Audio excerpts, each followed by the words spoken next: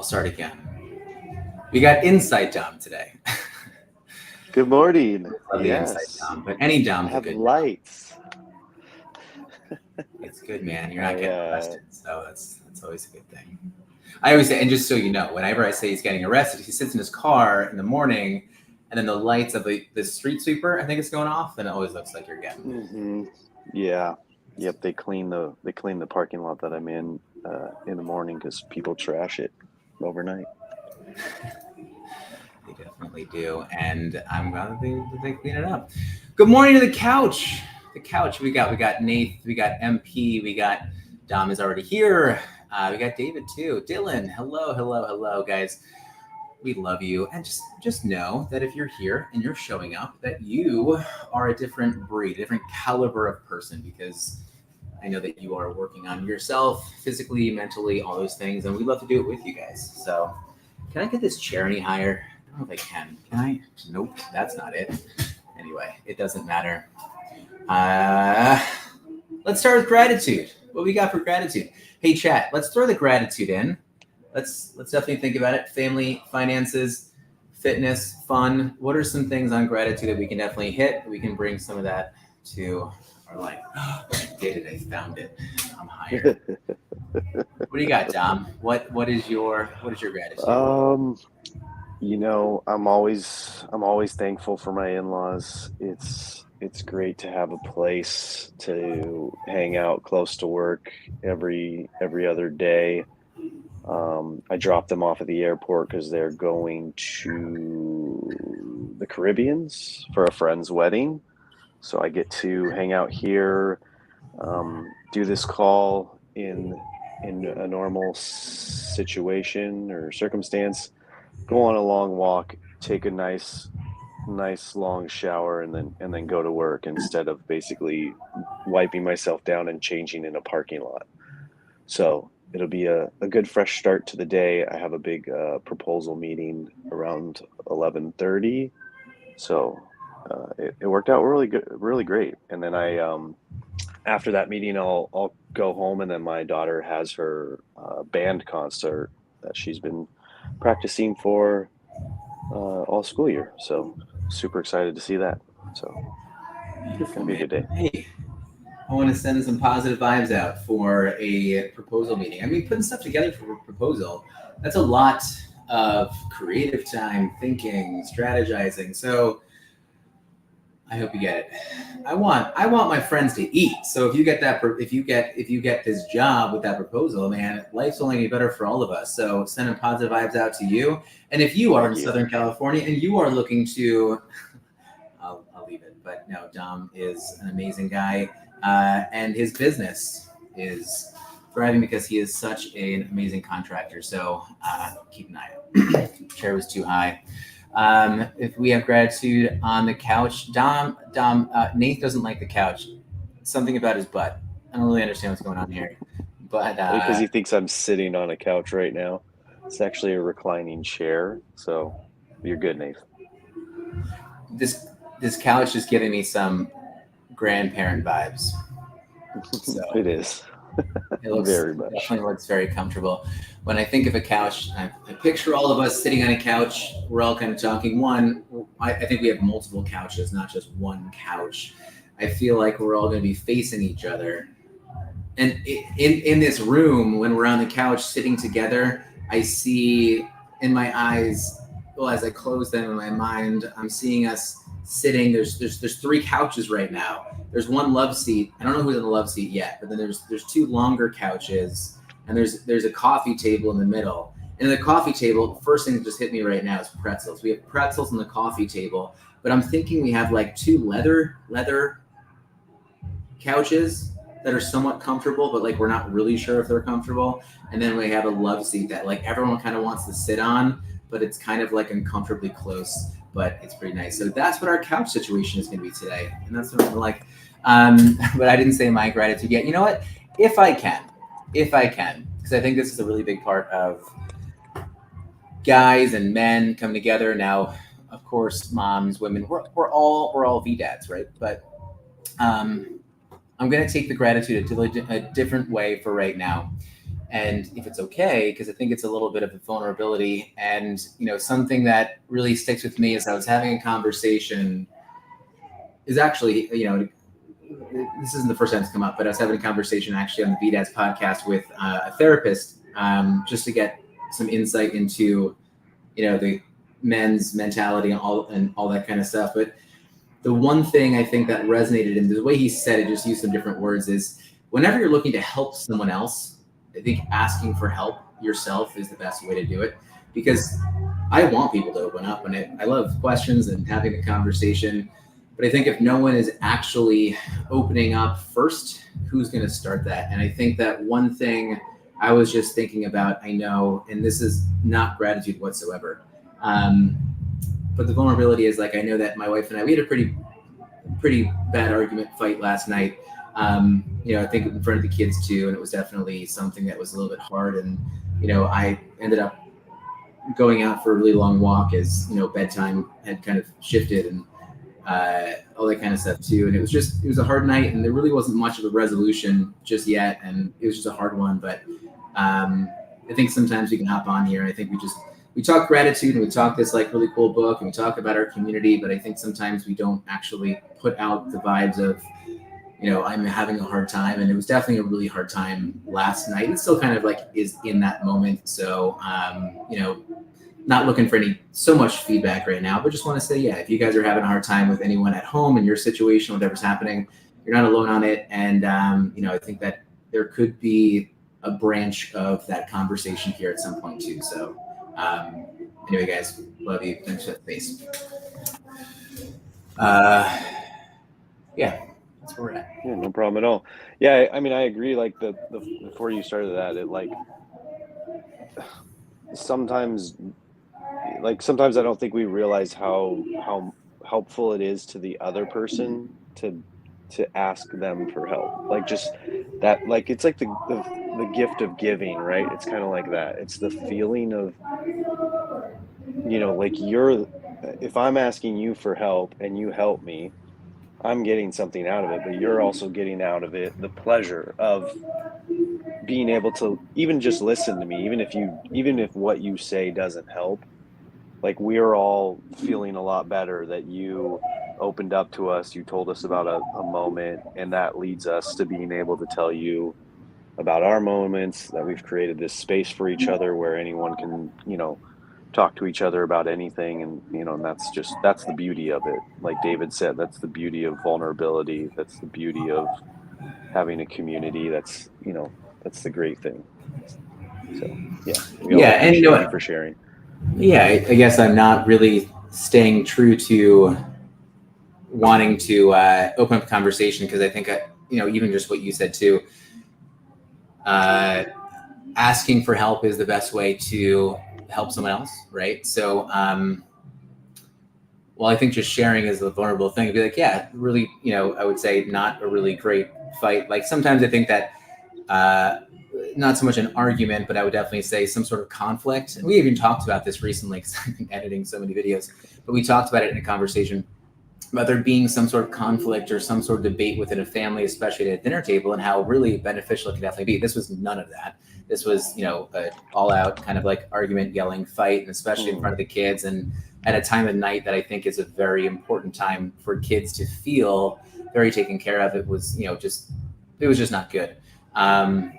But how do you guys approach a conversation?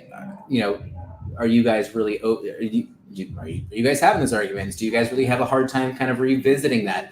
I mean, so many times in therapy, people have said like, oh, you're going to have a fight, but you know what? At the end of the fight, make sure that you come together and you talk or you plan when you're going to get back together and talk about it and resolve it. I'm like, that sounds so beautiful, but like, yeah. I don't have the wherewithal in that moment to be like, okay, at 9:45, let's get back together. Like, I'm like, there's so much of a vibe and an energy for me that energy needs to then become like situated almost on its own. It's hard. So, I of course would want to come back together and talk about it, but it's really hard to get to that point. But does you guys have a hard time doing that, or do you have 100%. Like when, and I think you had said something the other day where you're like, I know myself enough to know that like when I'm getting sarcastic, I'm getting pretty close. And I know that's maybe not what this moment was, but I understand what you're saying. Like sometimes you get so far into it with your wife, it starts small and it builds, and at some point one of you just has to leave, and walk out of the situation if you can't get far enough, and especially if you're in a environment where you can't actually have like that full on talk. And so I think a lot of times in our household, we protect our kids, or we do it as much as we can not around them. That's more my wife's choice and wish. So but it's still like the energy's still there, right? So it becomes a silent household. Mom and dad aren't vibing right, whatever you have, and then we come back together, when the kids are away, or when we have time, or when we can sneak off to the bedroom and talk. um but yes, I know what you're saying. Like you get to a point where you like nothing positive's going to come anymore. You're too far into it, and you got to just step away. But like a little bit on what happened with you and your wife last night is kind of falls into what we have here today, is like you can't prevent them from making mistakes, and you and your wife may have made a mistake last night, and you showed them what a mistake looks like, and then now you guys get to show them how you get through it. So it's all a learning lesson, right? It's all no day is going to be perfect. I think Dylan in there sounded like maybe he had a bad day, or some rough day. Grateful for a new day to try again. Grace from my wife, understanding for my son. So sounds like something might have happened with him as well. So it happens. It happens. Yeah. It will happen. It'll never stop happening, no matter how many daily dad conversations we have and how perfect we try to make each other. Before I get back, I do want to highlight some gratitude from the couch just in a second, but I think the one thing that I did see, and I tried to, because I think in my space, when I'm talking so much about nutrition, I work with a lot of binge eaters. And the one thing that I like to tell a lot of my binge eaters is like, you're going to binge again. Like to assume you're never going to binge, or you're never going to overindulge, is just setting yourself up for some sort of failure, because a binge or an overindulgence is not wrong. It's just, us doing it without some sort of solution or understanding why it's actually happening. And then you get into the frequency and the volume, all kind of stuff too. But like, you're going to binge again. It's the same thing as like an alcoholic, I think, going into some sort of like AA. It's like, no one's going to tell you that you are never going to drink again. Is that a goal? Well, yeah, it's a goal, but it's definitely not going to be part of, like, it's that there are lapses and it's going to happen, but it's all about how you kind of come back from that. And so I'm using that extreme example is just because I know for me, I'm like, okay, I'm never going to fight with my wife again. Like that's not a true statement. It's just not going to be. And if I think it's going to be, it's wrong. And so for me, it's more about how do we bounce back and come together, and how do we resolve it? And does that resolution connect with our kids? Like, can our kids see that resolution if we fight in front of them? And so all that kind of stuff. So anyway, just want to share that. So if you guys are kind of feeling it, I hope we can kind of be there. But let's come back to the chat just really quickly. I know I saw Ted Lasso over here from David. Ted Lasso, to come back from another season. Are we sure? Is it actually happening? We're not sure. But walking through a guy's world and working out the trials and tribulations of even what a woman experiences on that journey. Yeah. Okay. David, are you saying that you've had that Ted Lasso moment, and that you're grateful for the dad's journey, as in like kind of what you've gone through so far, or is there more ahead of that? I'd be really curious. Dylan, we just talked about here. But yeah, the understanding, I mean, this is the resilience part of kids too. Kids are resilient to a fault. And I think that people can take advantage of that. And I think that, like my girls heard us fight, like not really well last night. They both woke up with a smile. They both loved me this morning. They both wanted to see me later. Like it wasn't as if there was much of a difference, but like that is resilience. But it's also where they didn't have to go through the mental toughness. They just either dissociated from it, or it's something where, it's just like, okay, well, maybe that's just what they do, but we can't make that a regular thing for them, right? So anyway, understanding from kids, I think it's definitely it. But I like the grace from my wife. I know that my wife I always am grateful for, because there are things that I'm very emotional about.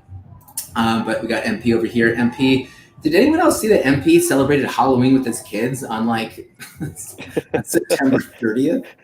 I did. I commented and I asked him like what the heck was going on. And he did respond. I can't remember what he said. Something like the campground was closed around that time, or it gets too cold or something like that. I can't remember, but that was hilarious. Yeah. We came home from work tomorrow.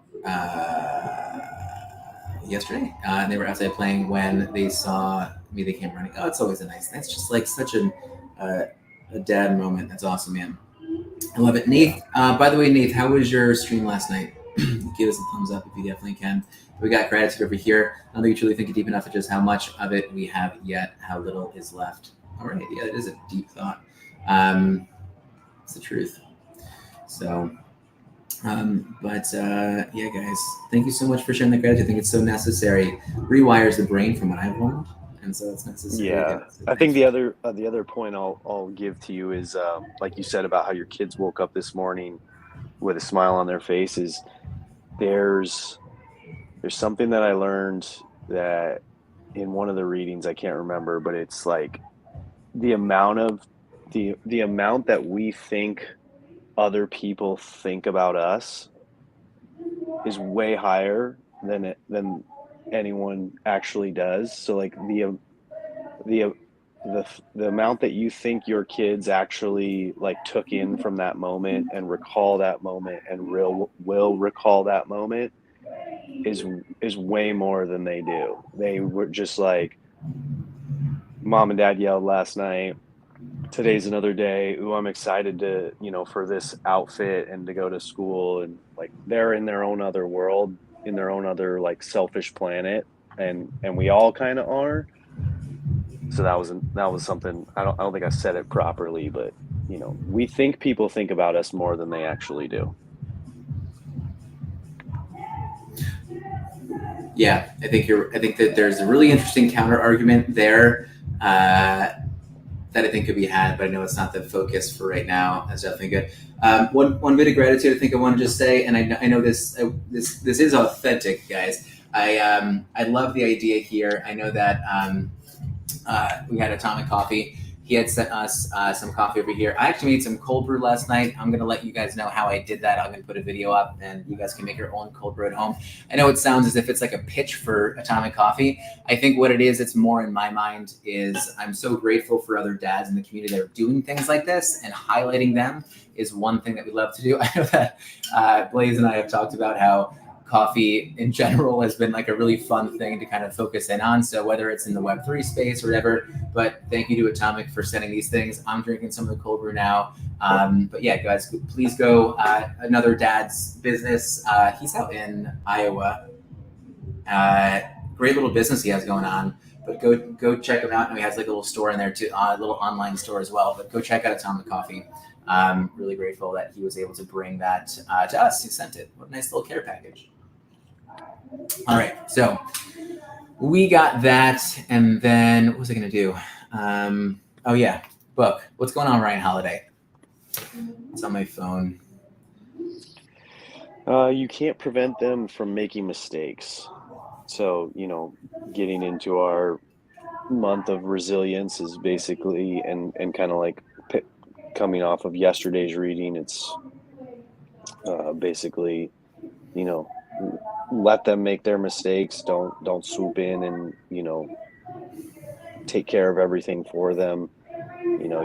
You can tell them till you're blue in the face all the mistakes that you've made and what they should be doing, but at the end of the day, they're probably not going to listen to you, and they're going to go make those mistakes anyways, and that's good for them, because we all know that like going through something, even if you know that it's going to end bad or has a high probability of ending bad, going through it is what actually makes it stick. And in some regards, it's actually healthy to go through that kind of stuff, because you build your own resilience, you figure out what you're capable of, all that kind of stuff.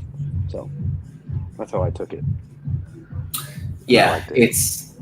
I think the larger message is, are you familiar with this novel that Ryan Holiday highlights? I always like who he highlights here. But there is this book over here, this novel, Siddhartha. I'm going to try and say that, Siddhartha. Title character tries desperately to convince his son of the importance of this simple way of life, having learned the wisdom of it through painful experience. Where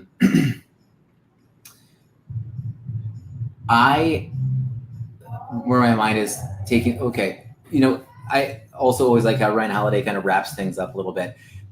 So I think along with that statement, right? It's like, hey, teaching your kids that you had a hard life does not mean that they need to have a hard life. And I also think that not pushing something like, well, you have like the idea of pushing like gratitude too much on your kid, like you have to be grateful, like just tell them to be grateful, I think is not right. And I think like you have to live a hard life to learn something is not the right thing either.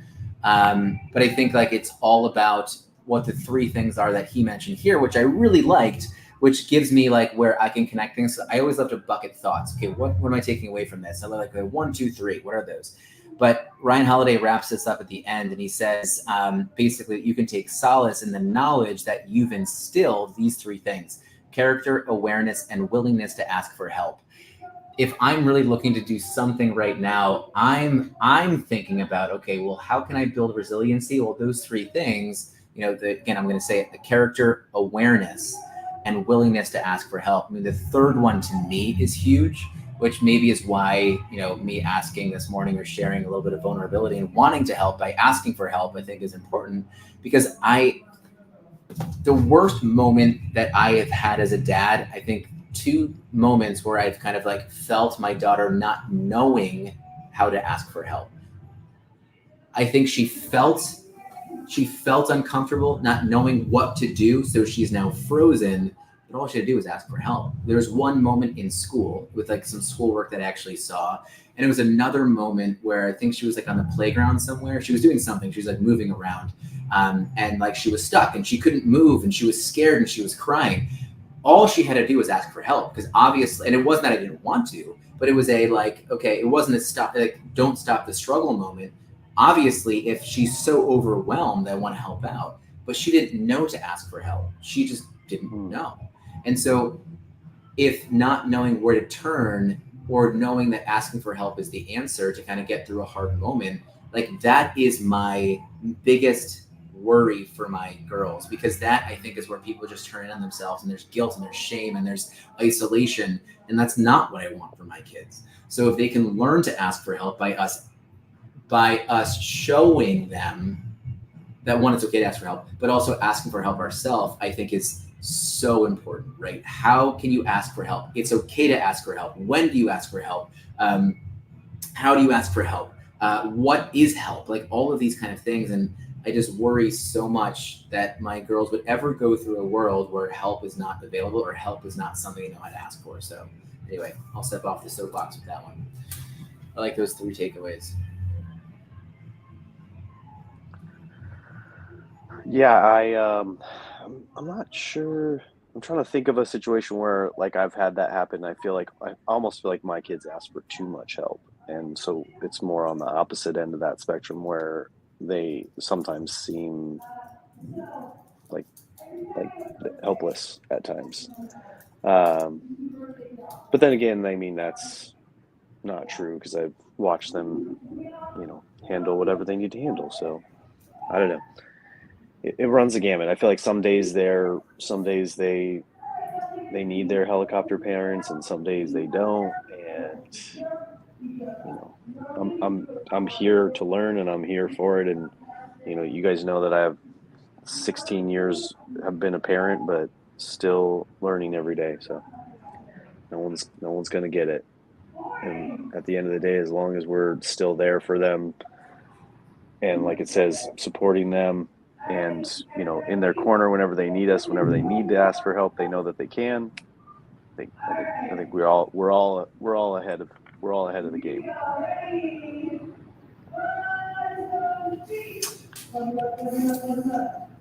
David, when you say this, I'm a dad of daughters and I'm always asking them for direction. Are you asking for help? Are you asking, I know you're saying direction and there's no need to, I think, what's the word I'm looking for? What's the word for using different words? I don't know what, I can't think of it. It's okay. Semantics. I don't want to play with semantics here, but when you're asking them for direction, are you asking them for help? And I think the hard thing too is how do we ask them for help? I recently learned this and I thought it was really good and I tried it on my girls because I always want to ask them questions and I guess it's getting away from help. But someone was like, don't ask your kids these more general kind of questions. Don't ask them things where they have to kind of create the question and the answer. Ask them something really directly. Like, how was your day? Like, I hate that question personally. How was your day? Because like to me, when someone asks, hey, how was your day? Or how are you doing? Or what's new? I'm like, I'm not your monkey. Like, I'm not going to now put together this story for you to entertain you. Like, that's actually how I feel. I hate that. Now, it's a nice question and all, but if someone asks me more directly, and I use this on my girls too, what was the thing that one of your best friends did for you today? Or what was the scariest thing? Or where did you fail today? Or, what in your lunch do you not want again? Like those direct questions, I think that's the most engaging thing. I think I'm also, guys, I really despise something in the world. One, the biggest thing I despise is when someone says, no one's talking about this, because someone's talking about something somewhere. You just haven't tried hard enough to go find it. But number two is usually small talk.